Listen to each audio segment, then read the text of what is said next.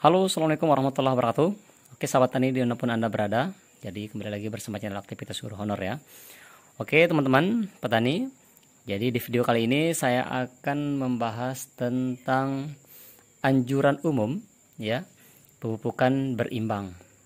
Jadi di tabel ini merupakan tabel yang dibagikan oleh perusahaan ini teman-teman ya. Jadi PT Petrokimia Gresik. Kemudian di sini terdapat 4 jenis pupuk ya. Jadi 4 jenis pupuk ini termasuk pupuk yang disubsidi oleh pemerintah teman-teman. Jadi ada pupuk NPK Ponska, kemudian pupuk organik Petro Organik, kemudian ada pupuk urea teman-teman. Ini termasuk yang sering kita pakai juga. Kemudian ada pupuk ZA Petro ya. Dan ini semuanya merupakan pupuk yang bersubsidi. Artinya sebenarnya tidak dijual oleh pemerintah, tetapi kita sebagai petani itu menebus teman-teman ya. Nah, di sini sedikit ya ada ulasan tentang Ponska, kemudian ada sedikit ulasan tentang Petro Organik. Kemudian untuk Ponska ini teman-teman, jadi mungkin langsung ke kegunaannya saja ya. Jadi kegunaannya itu adalah meningkatkan kualitas dan kuantitas hasil panen. Kemudian tinggi tanaman, jumlah anakan dan jumlah anakan produktif meningkat. Kemudian tanaman lebih kokoh, perakaran lebih dalam dan menyebar serta tidak mudah roboh. Kemudian tanaman tahan terhadap serangan hama dan penyakit. Kemudian pertumbuhan vegetatif dan generatif tanaman merata dan serempak tanaman cepat panen. Kemudian benih lebih tahan dalam penyimpanan. Itu tujuan dari atau kegunaan dari pupuk Ponska. Kemudian yang jarang kita pakai teman-teman, ternyata pupuk ini termasuk pupuk yang cukup bagus, yaitu Petroganik ya. Jadi Petroganik ini kegunaannya adalah menggemburkan dan menyuburkan tanah. Kemudian meningkatkan daya simpan daya serap air. Kemudian memperbaiki tata udara dalam tanah. Kemudian memperkaya unsur hara mikro dan makro. Kemudian menyediakan sumber energi untuk pertumbuhan organisme tanah sehingga membantu menyuburkan tanah. Kemudian mengoptimalkan pertumbuhan akar tanaman dalam air. Kemudian dikemas dalam kantong kedap air. Nah, ini sedikit ulasan teman-teman ya tentang Ponska sama pupuk Petroganik ya. Nah, kemudian di belakang ini teman-teman, di brosur ini, jadi ini terdapat manfaat dari unsur hara pupuk ya. Di sini yang kandungan yang ada di di urea teman-teman, yaitu nitrogen. Jadi nitrogen ini adalah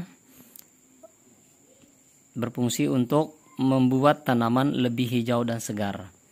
Tapi teman-teman jangan terlalu banyak menggunakan nitrogen karena pertama hama pada tanaman padi kita atau tanaman apa saja ya, itu cenderung disukai oleh hama karena terlalu hijau ya.